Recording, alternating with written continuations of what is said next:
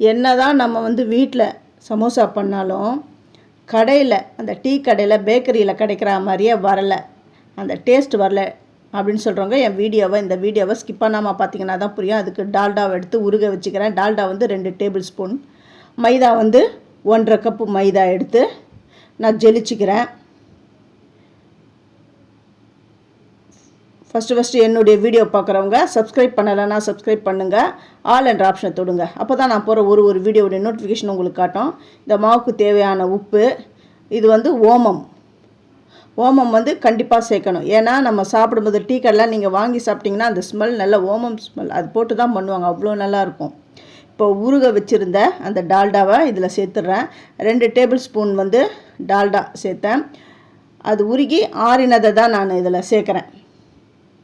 வெதுன்னு இருக்கிற பக்குவத்தில் அதை சேர்த்து எல்லாமே இந்த மாவோடு கோட்டாகணும். இந்த குழக்கட்டை மாதிரி அப்படி பிடிச்சா பிடிக்கணும், இப்படி உடச்சா உடையணும்.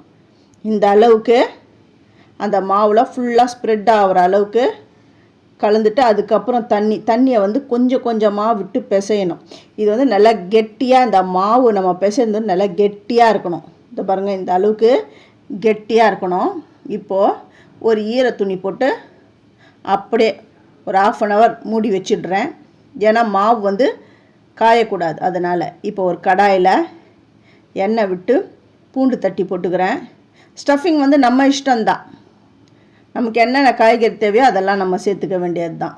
நான் வந்து பச்சை பட்டாணி வந்து உரித்த பச்சை பட்டாணி, அதாவது ஃப்ரோசன் சீட்லாம் இதெல்லாம் கிடையாது, ஃப்ரெஷ் பட்டாணி தான், டக்குன்னு அது வெந்துடும். கருவேப்பிலை, வெங்காயம், இந்த வெங்காயத்தை நல்லா கிளறி விடுறேன். இந்த வெங்காயம் பச்சை பட்டாணி ஸ்டஃபிங் தான் வைக்க போகிறோம். உங்களுக்கு என்ன ஸ்டஃபிங்கோ, கேரட் துருவி போட்டுக்கலாம், உருளைக்கிழங்கு பட்டாணி அதுவும் போட்டுக்கலாம், அது உங்கள் இஷ்டம்.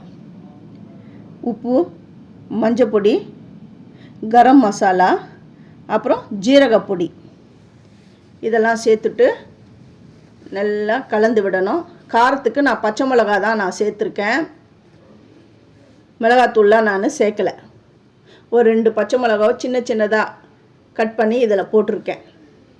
இது எல்லாமே சேர்ந்து வரணும். இது நல்லா வேகணும் அவசியம்லாம் கிடையாது, ஒரு பாதி ஆஃப் பதம் பாயில் ஆனாலுமே போதும். ஏன்னா நம்ம வந்து எண்ணெயில் போட்டு தானே ஃப்ரை பண்ண போகிறோம் அந்த ஸ்டஃபிங் வச்சு. இப்போ வந்து கொத்தமல்லி தூவி அதை இறக்கி வச்சுட்டேன்.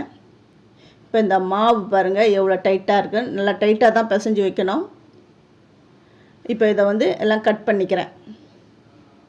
ஒரு 6 பீஸுக்கு நான் இதை கட் பண்ணுறேன். இது வந்து ரொம்ப ஈஸி தான் இது. ஆனால் சில டிப்ஸு ட்ரிக்ஸை நீங்கள் வந்து ஃபாலோ பண்ணிங்கனாலுமே போதும், நல்லா அந்த பேக்கரி ஸ்டைலில் இது வந்துடும். அந்த பெருசாக இருக்குது, அதனால் அதையும் 2 நான் எடுத்து ஒரு 9 உருண்டையாக எடுத்து வச்சுக்கிட்டேன். இப்போ பூரி திரட்டுற மாதிரி திரட்டணும்.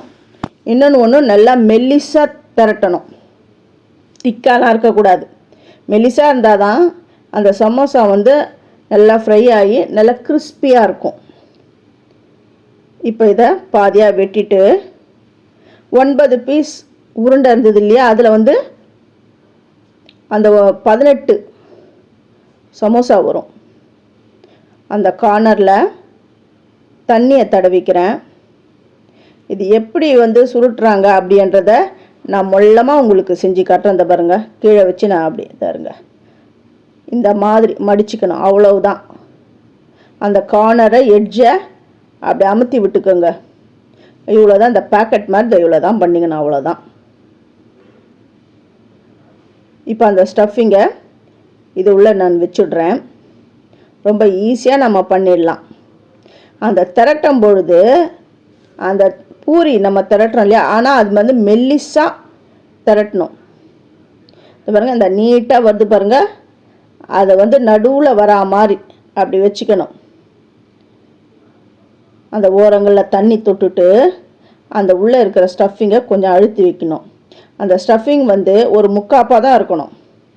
அந்த நீட்டாக வருது பாருங்கள் மடிப்பு, அதில் இவ்வளோ தான். ரொம்ப ஈஸியாக நான் வந்து ரொம்ப மொல்லமாக தான் செஞ்சு காட்டுறேன். இந்த மாதிரி மெத்தடில் தான் பண்ணணும். அப்புறம் திருப்பிட்டு அந்த ஓரங்களில் அப்படி லைட்டாக அமுத்தம் கொடுங்க, அப்போ தான் எண்ணெயில் போடும்போது பிரிஞ்சு வராது, அவ்வளோதான். அப்படி வச்சா அப்படியே செட் ஆகி அப்படி உட்காருது பாருங்கள்.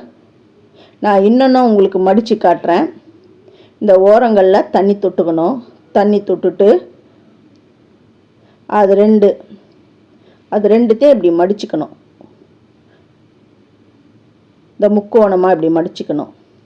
அந்த எட்ஜஸை அப்படி பிடிச்சி வச்சுக்கோங்க. ஏன்னா அது அப்படி தொட்டாலுமே அது ஒட்டிக்கும். இப்போது அந்த ஸ்டஃபிங்கை மறுபடியும் அது உள்ளே வச்சுட்டு அது ஓரங்களை தண்ணி தடவிட்டு அந்த மடிப்பு அந்த நடுவில் இருக்கணும். நடுவில் வரா மாதிரி அப்படி, அவ்வளோதான். இவ்வளோதான், ரொம்ப ரொம்ப சிம்பிள் மெத்தட். அப்படி மடிச்சுட்டு திருப்பிட்டு அந்த கையில் அப்படியே அமுத்தம் கொடுங்க. அவ்வளோதான்.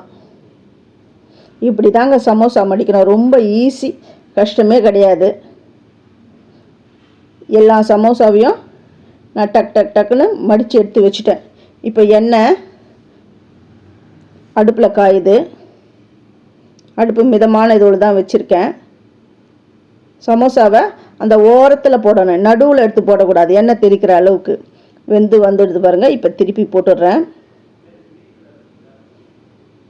இது நல்லா ஃப்ரை ஆகட்டும்.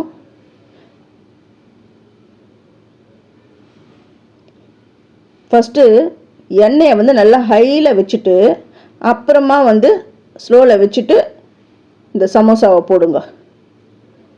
பாருங்க, சூப்பராக சமோசா என்னமா செம்மையாக ரெடி ஆகிடுது பாருங்க. நல்ல கிறிஸ்பியான சமோசா ரெடி ஆகிடுது. ஈவினிங் ஸ்நாக்ஸ், இந்த டீ டைம் ஸ்நாக்ஸாக இதை செஞ்சு கொடுத்தீங்கன்னா பசங்களாம் ரொம்ப விரும்பி சாப்பிடுவாங்க. வீட்லேயே சூப்பரான சமோசா ரெடி ஆகிடுது. எவ்வளோ கிறிஸ்பியாக வந்திருக்குது பாருங்கள். நான் இதை நீங்களும் உங்கள் வீட்டில் செஞ்சு பார்த்துட்டு எப்படி வந்ததுன்னு எனக்கு கமெண்ட் பண்ணுங்கள். நீங்கள் கமெண்ட் பண்ணால் தான் அது எங்களுக்கு உற்சாகமாக இருக்கும். தேங்க்யூ.